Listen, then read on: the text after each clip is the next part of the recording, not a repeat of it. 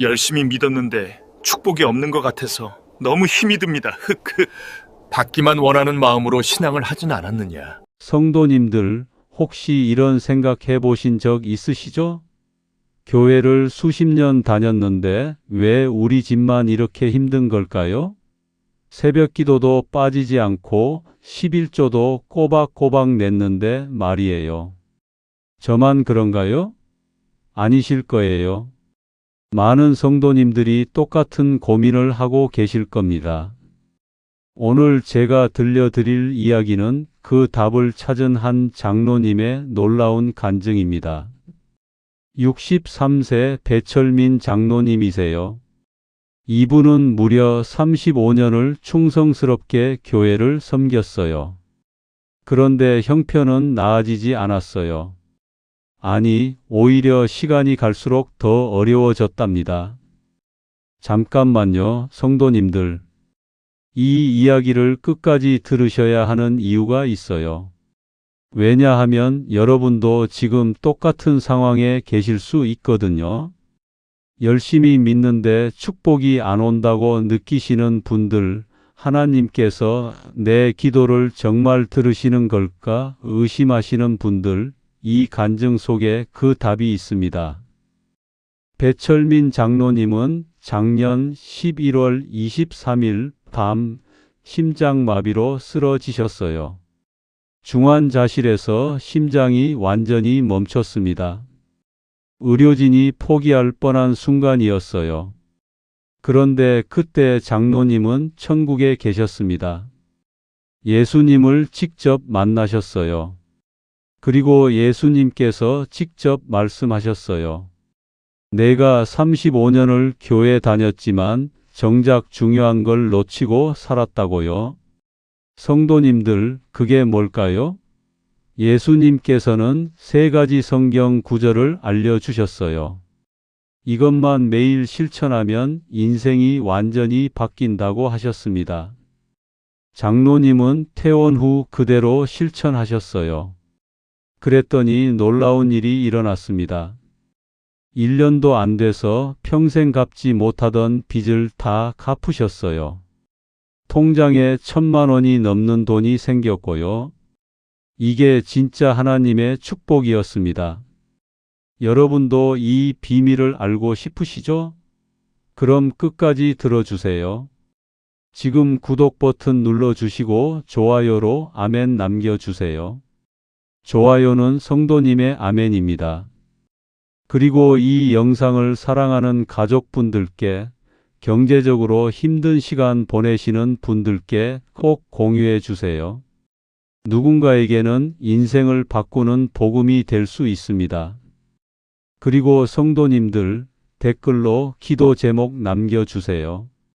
성도님을 위해서든 가족분들을 위해서든 제가 이름 불러가며 기도드리겠습니다. 여러분 한 분 한 분을 위해 꼭 기도하겠습니다. 자, 그럼 지금부터 배철민 장로님의 놀라운 이야기를 시작하겠습니다. 배철민 장로님과 편은미 권사님 부부는 평생 교회를 다녔어요.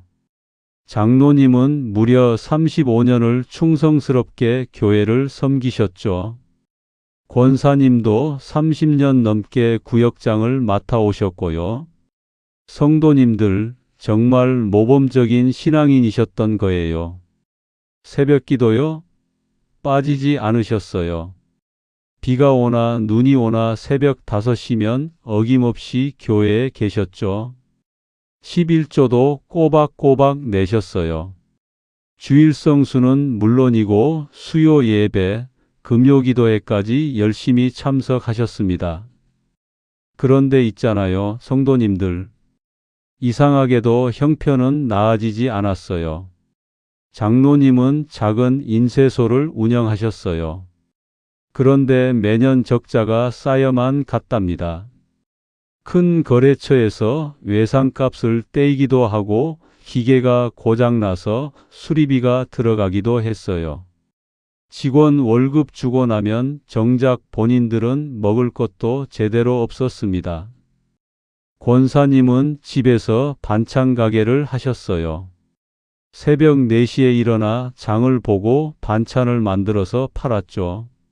하지만 이것도 마찬가지였어요. 재료비 빼고 가게 월세 내고 나면 손에 쥐는 돈이 얼마 되지 않았답니다.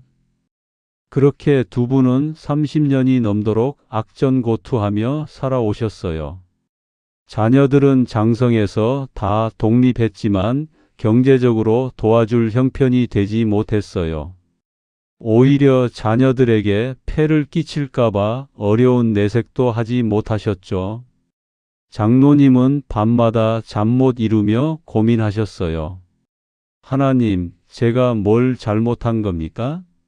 교회 일도 열심히 하고 11조도 빠뜨리지 않았는데 왜 이렇게 힘들어야 합니까? 권사님도 마찬가지였어요. 새벽기도 나가면서도 마음 한편으로는 의심이 들었답니다. 정말 하나님께서 우리 기도를 들으시는 걸까? 우리보다 덜 믿는 사람들도 잘 사는데 왜 우리만 이렇게 고생할까? 성도님들, 이런 생각 해보신 적 있으시죠? 솔직히 말씀드리면 저도 그랬어요. 열심히 믿는데 축복은 안 오고 시험만 오는 것 같은 느낌이요. 그러던 중 작년 11월 23일 토요일 밤이었어요. 시간은 밤 11시쯤 됐을 거예요. 장로님은 하루 종일 인쇄소에서 일하고 저녁 늦게 집에 돌아오셨어요. 저녁을 먹고 텔레비전을 보다가 갑자기 가슴이 답답해지기 시작했습니다. 여보, 가슴이 좀 이상해요. 처음에는 체했나 싶어서 소화제를 드셨대요. 하지만 나아지지 않았어요. 오히려 통증이 점점 심해졌죠. 가슴 중앙이 쥐어짜듯이 아프고 왼쪽 팔까지 저리기 시작했답니다. 권사님이 깜짝 놀라 남편을 부축했어요. 여보, 안 되겠어요. 빨리 병원 가야겠어요. 하지만 장로님은 고개를 저으셨대요. 괜찮아요. 조금 쉬면 나을 거요. 병원비가 얼마나 나올지 몰라서요. 성도님들 들으셨나요? 아플 때조차 병원비가 걱정되어 참고 견뎌야 하는 처지였어요. 그만큼 두 분의 형편은 절박했습니다. 하지만 시간이 지날수록 상태는 더 악화되었어요. 식은땀이 흘러내리고 숨쉬기가 점점 어려워졌죠. 권사님은 더 이상 참을 수 없어서 119에 전화를 걸었어요. 구급차가 도착해서 장로님을 응급실로 실어갔습니다. 서울 강서구에 있는 한 대학병원 응급실이었어요. 응급실에 도착하자마자 의료진이 급하게 움직이기 시작했어요. 심전도를 찍고 혈액 검사를 하고 여러 가지 응급처치가 이어졌죠. 담당 의사 선생님이 심각한 표정으로 말씀하셨어요. 급성 심근경색 의심됩니다. 지금 당장 중환자실로 옮겨야 합니다. 권사님은 그 말을 듣는 순간 다리에 힘이 풀렸어요. 심근경색이라니요? 자칫하면 목숨을 잃을 수도 있는 위험한 상황이었죠. 장로님은 중환자실로 옮겨졌고 각종 모니터와 링거에 연결되었습니다.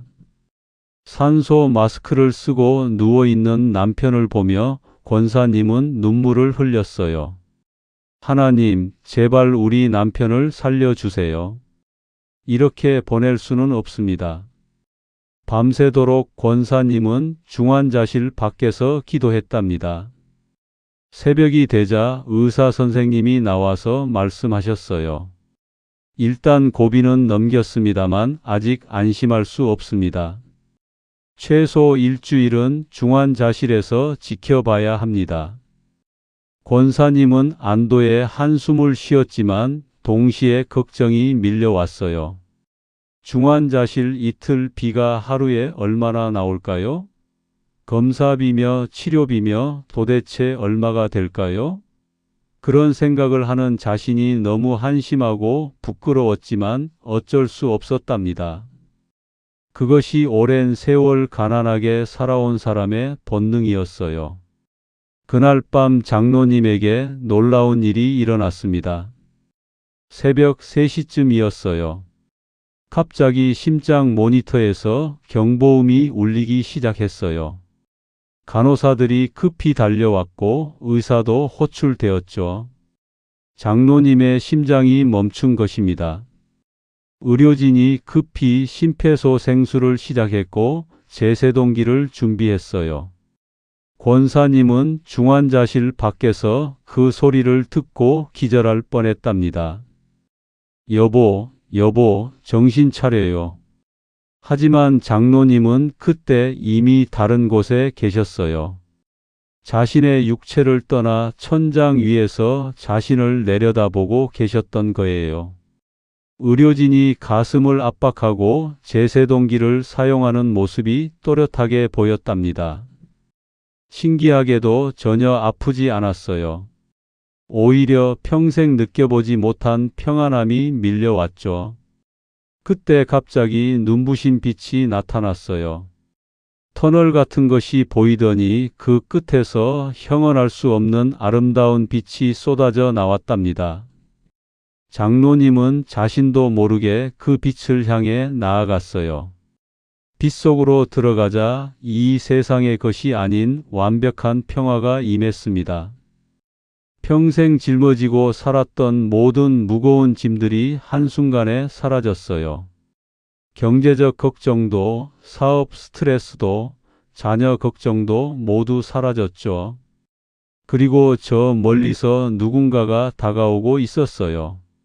너무나 찬란해서 얼굴을 직접 볼 수는 없었지만 그분이 누구신지 알 수 있었답니다. 바로 예수님이셨어요. 장로님은 그 자리에 무릎을 꿇었습니다. 주님, 정말 주님이십니까?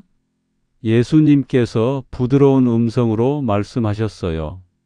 철민아, 내가 지금까지 왜 그렇게 힘들게 살았는지 그 이유를 알려주마. 그 한마디에 장로님은 눈물을 쏟기 시작했답니다. 예수님께서 장로님의 손을 잡으시며 말씀하셨어요. 철민아, 너는 35년 동안 교회를 섬겼지만 정작 중요한 것을 놓치고 살았구나. 그 말씀에 장로님은 고개를 들 수 없었어요. 주님, 제가 무엇을 잘못했습니까? 저는 새벽 기도도 빠지지 않았고 11조도 꼬박꼬박 냈습니다. 예수님께서 슬픈 미소를 지으시며 대답하셨어요. 그것이 바로 문제였단다. 너는 의무감으로 드렸지 마음으로 드리지 않았어. 그리고 받기만 원했지 주는 법을 배우지 못했구나. 장로님은 그 말씀에 깊이 찔렸답니다. 돌이켜보니 정말 그랬어요. 11조를 낼 때마다 마음속으로 계산했답니다. 이번 달에 이만큼 드렸으니까 하나님께서 10배로 갚아주시겠지. 기도할 때도 마찬가지였어요. 하나님, 제 사업 좀 잘되게 해주세요. 빚 좀 갚게 해주세요. 자녀들 좋은 직장 얻게 해주세요. 온통 달라는 기도뿐이었어요. 정작 하나님의 나라와 의를 구한 적은 거의 없었답니다. 성도님들, 여러분은 어떠세요? 혹시 저처럼 받기만 원하고 계신 건 아니신가요? 예수님께서 계속 말씀하셨어요. 이제 너에게 3가지 비밀을 알려주마. 이것을 매일 실천하면 내 인생이 완전히 바뀔 것이다. 장로님은 귀를 쫑긋 세웠습니다. 그리고 예수님의 입에서 나온 3가지 성경 구절을 듣게 되었어요. 첫 번째는 잠언 19장 17절이었어요. 가난한 자를 불쌍히 여기는 것은 여호와께 구워드리는 것이니 그의 선행을 그에게 갚아주시리라. 장로님은 깜짝 놀랐답니다.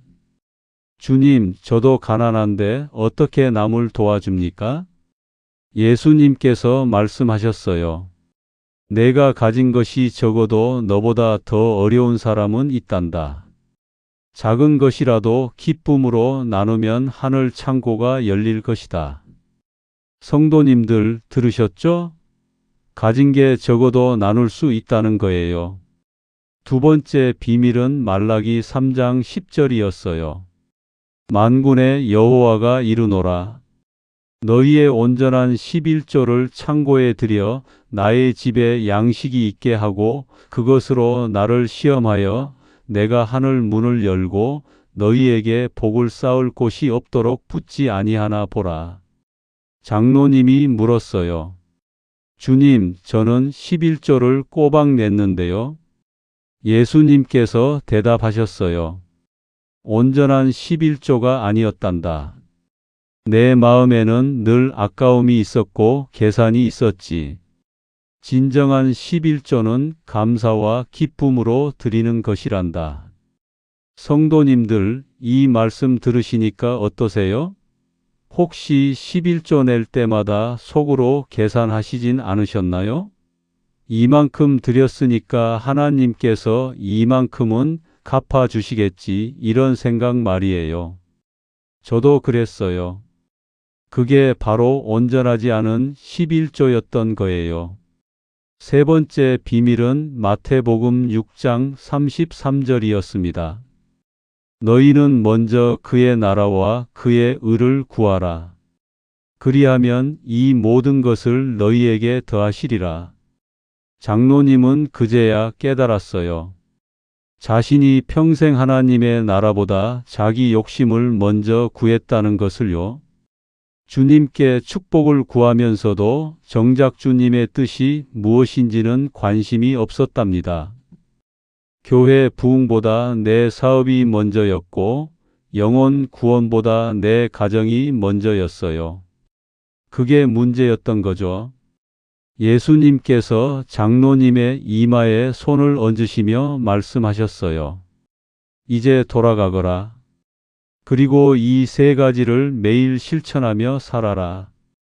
아침에 일어나자마자 이 말씀으로 기도하고 하루 종일 마음에 새기며 살고 잠들기 전에도 이 말씀과 함께 잠들어라. 그러면 1년 안에 내 인생이 완전히 바뀔 것이다. 하지만 명심하거라. 받은 축복은 반드시 나누어야 한다. 그것이 축복이 계속 흐르는 비결이란다. 장로님이 대답했어요. 예, 주님. 반드시 그렇게 하겠습니다. 그 순간 환한 빛이 사라지기 시작했고 장로님은 다시 자신의 육체로 돌아오고 있었어요. 중환자실에서 의사 선생님이 소리쳤습니다. 맥박이 돌아왔습니다. 계속 심폐소생술하세요. 제세동기를 한 번 더 사용한 후 드디어 장로님의 심장이 다시 뛰기 시작했어요. 모니터에서 삐소리가 규칙적으로 울렸죠. 의료진이 안도의 한숨을 쉬었습니다. 다행입니다. 고비를 넘겼습니다. 권사님은 중환자실 밖에서 그 소식을 듣고 바닥에 주저앉아 울었어요. 하나님 감사합니다. 정말 감사합니다. 장로님이 천천히 눈을 떴어요. 산소 마스크 너머로 천장이 보였고 의료진의 얼굴이 보였죠. 하지만 장로님의 마음속에는 방금 전 예수님께 들었던 세 가지 말씀이 생생하게 새겨져 있었어요. 잠언 19장 17절, 말라기 3장 10절, 마태복음 6장 33절.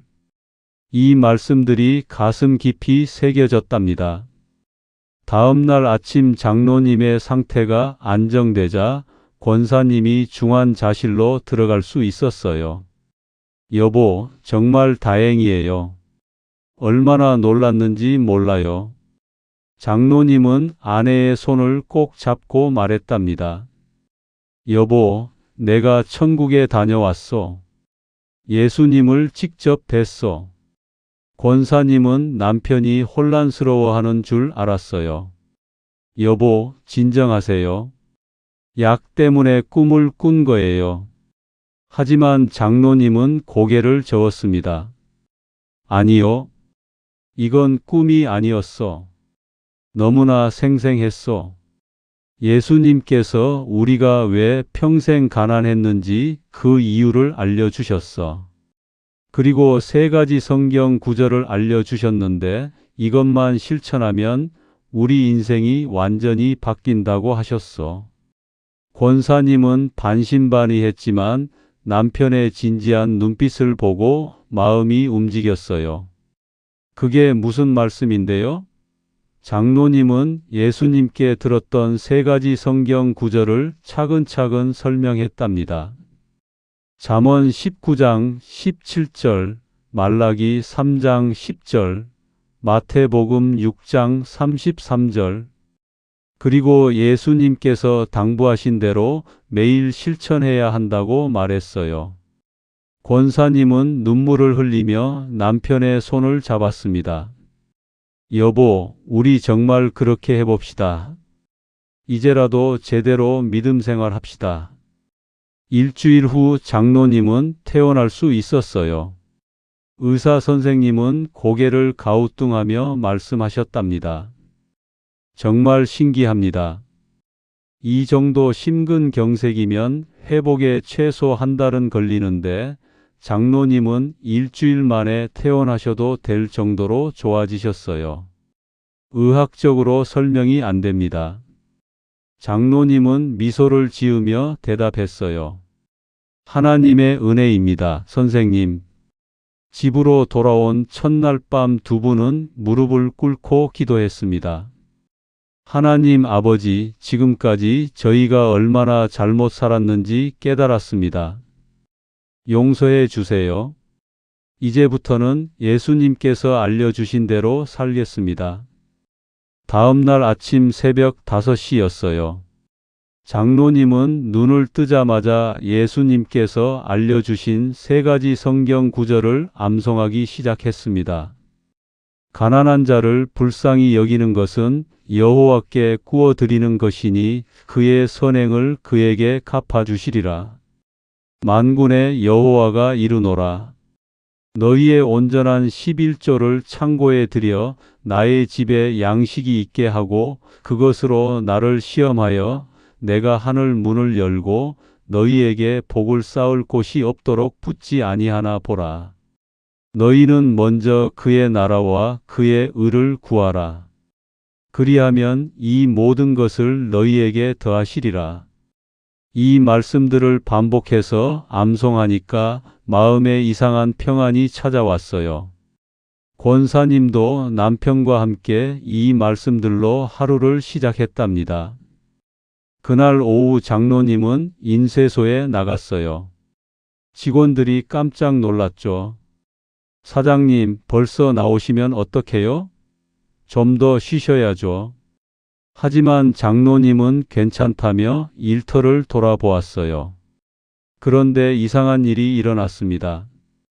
오랫동안 외상값을 떼먹었던 거래처 사장이 갑자기 찾아온 거예요. 장로님, 정말 죄송합니다. 그동안 형편이 어려워서 못 갚았는데 이제 좀 나아져서 왔습니다. 그 사장은 300만 원이 넘는 외상값을 현금으로 갚았어요. 장로님은 깜짝 놀랐답니다. 예수님께서 말씀하신 축복이 벌써 시작된 걸까요? 하지만 장로님은 그 돈을 혼자 쓰지 않았어요. 예수님께서 당부하신 대로 나눔을 실천하기로 했죠. 그날 저녁 장로님 부부는 동네를 걸어다니며 어려운 이웃을 찾기 시작했어요. 골목 어귀에서 폐지를 줍는 할머니를 만났습니다. 할머니, 이거 받으세요. 장로님은 10만 원을 봉투에 넣어 드렸어요. 할머니는 깜짝 놀라 손사래를 쳤습니다. 아이고, 이걸 어떻게 받아요? 저는 괜찮아요. 하지만 장로님은 할머니 손에 꼭 쥐어 드렸어요. 할머니, 하나님께서 저희에게 주신 복인데 할머니께 나눠 드리고 싶습니다. 할머니는 눈물을 흘리며 감사하다고 여러 번 말씀하셨답니다. 집으로 돌아오는 길에 권사님이 말했어요. 여보, 마음이 이렇게 편할 수가 없어요. 돈을 줬는데 오히려 제가 더 큰 걸 받은 것 같아요. 매일 아침 두 분은 그 3가지 성경 구절로 기도를 시작했어요. 그리고 하루 종일 그 말씀을 마음에 새기며 살았답니다. 인쇄소에서 일할 때도, 반찬 가게에서 일할 때도, 길을 걸을 때도 계속 그 말씀을 묵상했죠. 잠들기 전에도 두 분은 함께 그 말씀을 암송하며 잠들었어요. 신기하게도 잠이 깊어지고 악몽도 사라졌답니다. 아침에 일어나면 새로운 힘이 솟았어요. 성도님들, 말씀의 능력이 이렇게 강력한 거예요. 한 달이 지나자 작은 변화들이 일어나기 시작했습니다. 인쇄소에 새로운 거래처가 생겼어요. 큰 건설회사에서 전단지 작업을 맡겼는데 금액이 상당했죠. 반찬 가게도 손님이 늘어나기 시작했어요. 단골들이 친구들을 데려왔고 입소문이 퍼졌답니다. 2달째가 되었을 때는 더욱 놀라운 일이 일어났어요. 오래전에 빌려줬던 돈을 포기하고 있었는데 갑자기 그 사람이 찾아와 돈을 갚았습니다. 500만 원이나 되는 큰 돈이었어요. 장로님, 정말 죄송합니다. 양심에 찔려서 도저히 못 살겠더라고요. 이제라도 갚게 되어서 다행입니다. 장로님은 그 돈을 받고 하나님께 감사 기도를 드렸어요. 그리고 그중 100만 원을 교회 푸르 이웃 돕기 헌금으로 드렸답니다. 나머지는 빚을 갚는 데 썼어요. 권사님도 반찬 가게 수익이 늘어나자 매달 일정 금액을 어려운 이웃을 위해 따로 모았습니다. 그리고 독거노인들께 무료로 반찬을 배달해 드리기 시작했죠. 3달째가 되었을 때 정말 믿기 어려운 일이 일어났어요. 인쇄소가 있는 건물주가 갑자기 찾아왔습니다. 장로님, 제가 이번에 건물을 팔기로 했는데 장로님께 먼저 권리금을 드리고 싶습니다. 장로님은 깜짝 놀랐어요. 권리금을 받을 생각도 못 했는데 건물주가 먼저 제안한 거죠. 1,000만 원이라는 큰 돈이었습니다. 건물주가 말했어요. 장로님은 10년 넘게 성실하게 임대료를 내셨잖아요. 한 번도 밀린 적이 없으시고요. 그런 분께는 당연히 드려야죠. 장로님은 눈물을 흘리며 감사했답니다. 하나님께서 정말로 하늘 문을 여시고 복을 부어주시는 것을 체험했어요. 여러분, 이것이 단순히 한 사람의 경험담이 아닙니다. 성경 전체가 이걸 증거하고 있어요. 장로님 부부가 경험한 축복은 하나님의 말씀이 그대로 이루어진 것입니다. 지금부터 예수님께서 알려주신 3가지 성경 구절이 왜 그토록 강력한 능력이 있는지 자세히 살펴보겠습니다. 먼저 잠언 19장 17절을 보세요.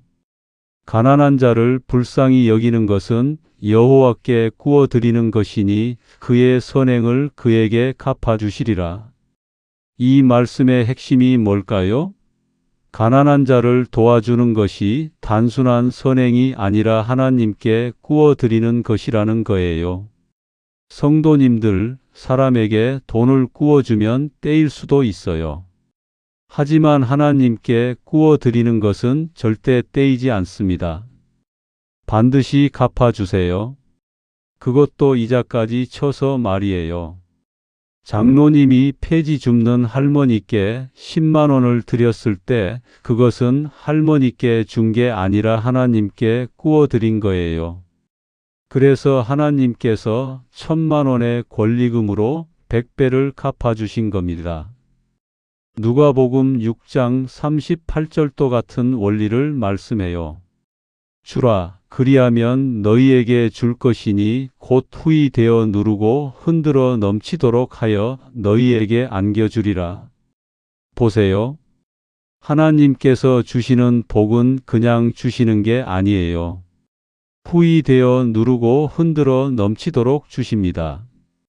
담을 곳이 없을 정도로 주시죠. 하지만 이 축복을 받으려면 먼저 주어야 해요. 여러분이 먼저 베풀어야 하나님께서 베푸십니다. 두 번째 성경 구절을 보겠습니다. 말라기 3장 10절이에요. 만군의 여호와가 이르노라.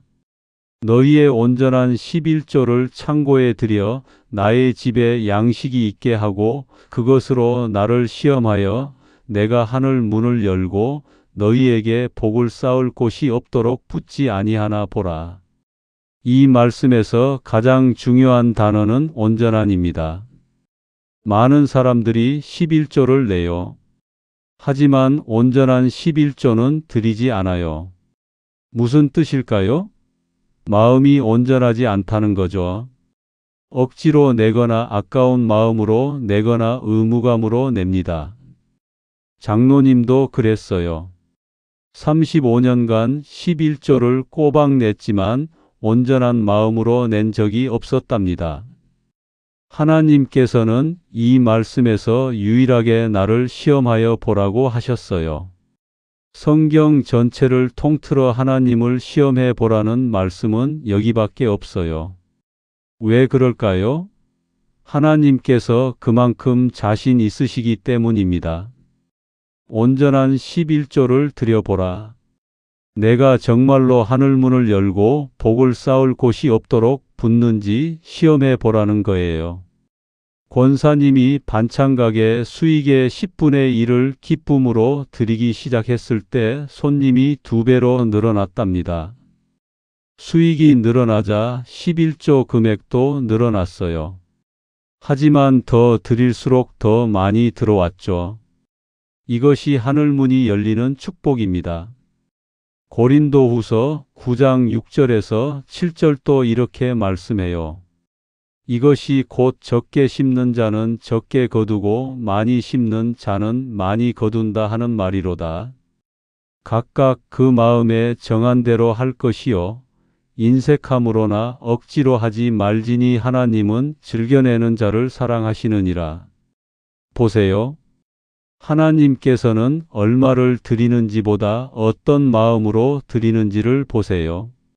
적은 금액이라도 즐겨내면 그것이 온전한 헌금이에요. 많은 금액이라도 억지로 내면 그것은 온전하지 않습니다.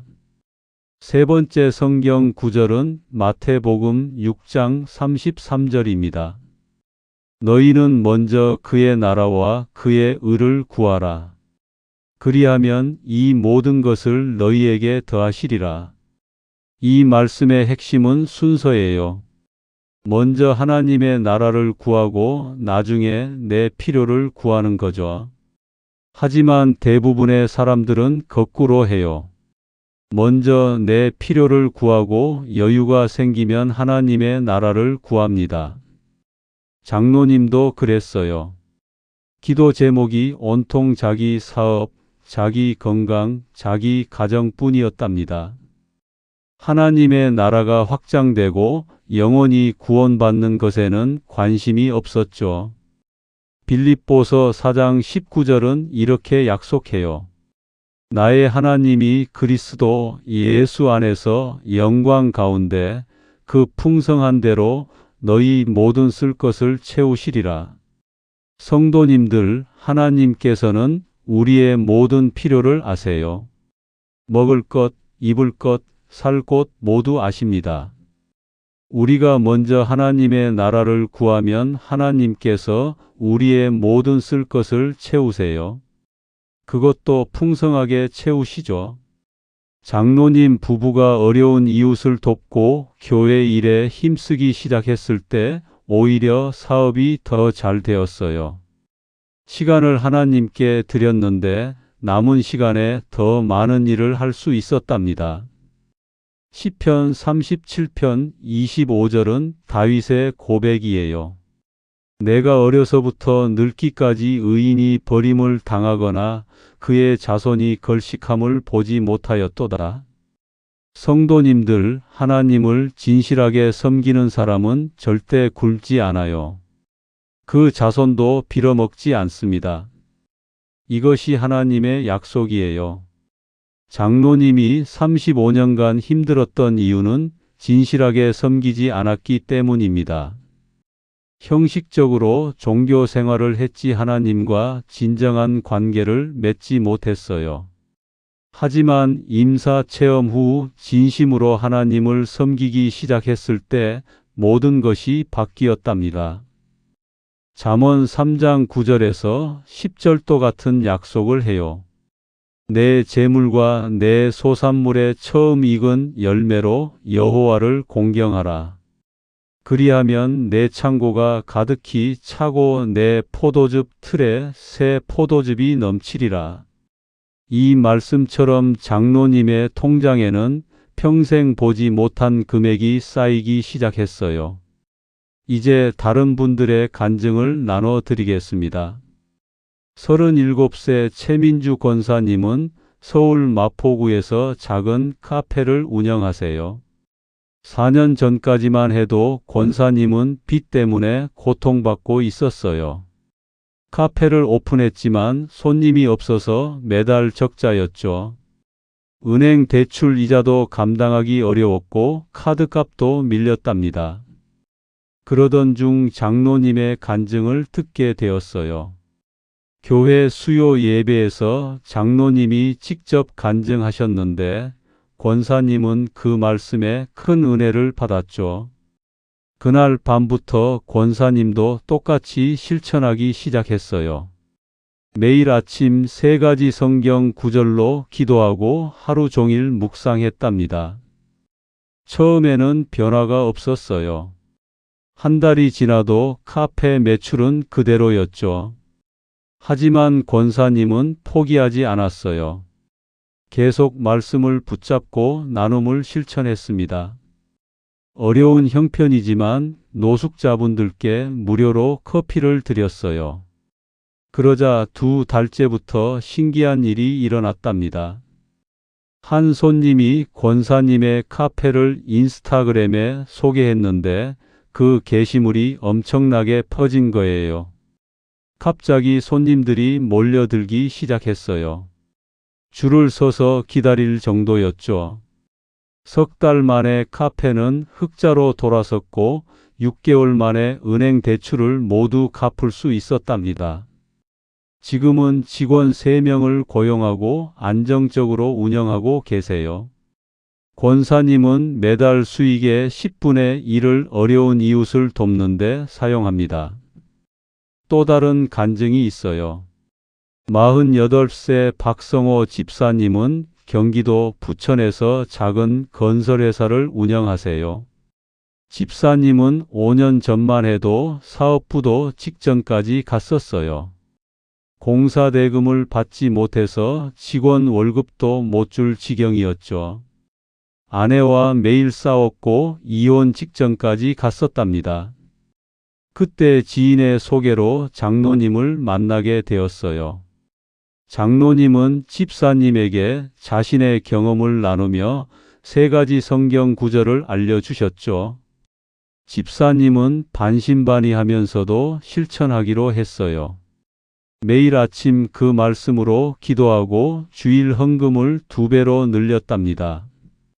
형편이 어려웠지만 노숙자 쉼터에 매달 10만 원씩 후원하기 시작했어요. 한 달이 지나자 기적 같은 일이 일어났습니다. 오랫동안 받지 못했던 공사대금 2천만 원이 갑자기 입금된 거예요. 거래처 사장이 양심의 가책을 느껴 돈을 마련해서 갚은 거죠. 집사님은 그 돈으로 밀린 직원 월급을 주고 빚의 일부를 갚았어요. 그리고 200만 원을 교회에 감사 헌금으로 드렸답니다. 그러자 신기하게도 새로운 공사가 연달아 들어왔어요. 지금은 직원이 20명이 넘는 중견 건설회사로 성장했습니다. 집사님은 매년 수익의 10분의 1을 선교비로 드리고 계세요. 마지막 간증입니다. 29세 남궁 준혁 청년은 강남구에서 온라인 쇼핑몰을 운영해요. 2년 전만 해도 청년은 빚쟁이들에게 쫓기는 신세였답니다.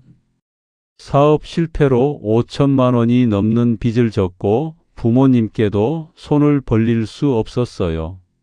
매일 밤 술로 하루를 마감했고 삶의 의미를 잃었죠. 그러던 어느 날 고등학교 동창이 교회에 나가보라고 권했어요. 처음에는 거절했지만 동창의 끈질긴 권유에 마지못해 따라갔답니다. 그날 설교 시간에 장로님이 초청 강사로 오셔서 간증을 하셨어요.